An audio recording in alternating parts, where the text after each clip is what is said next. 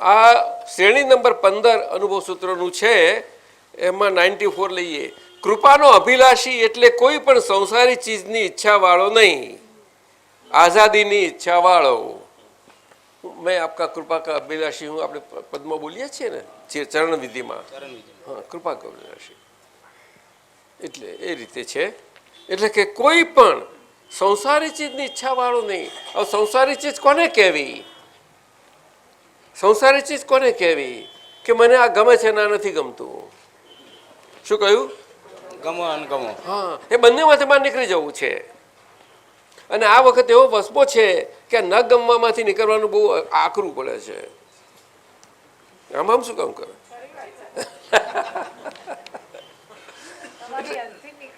ના ના, દાદા ભગવાને જ કહ્યું છે આ ના ગમવામાંથી નીકળવા માટે ખાસ તમે પુરુષાર્થ રાખજો કે છે. પછી ગમવામાંથી ધીમે ધીમે નીકળી જવાશે. શું સમજાયું ને? કારણ કે આપણે દ્વેષ મુક્ત થયા, પણ દ્વેષની અસરોમાંથી હજુ મુક્તિ નથી મળી આપણને. શું કહ્યું? બહુ સમજો. દ્વેષ મુક્તિનો લાભ લેવો છે,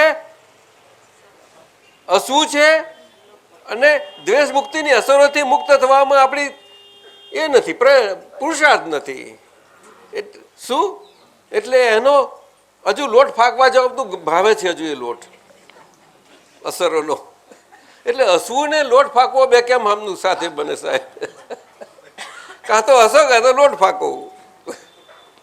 ખરું કે નહીં? બરોબર છે ને? હા.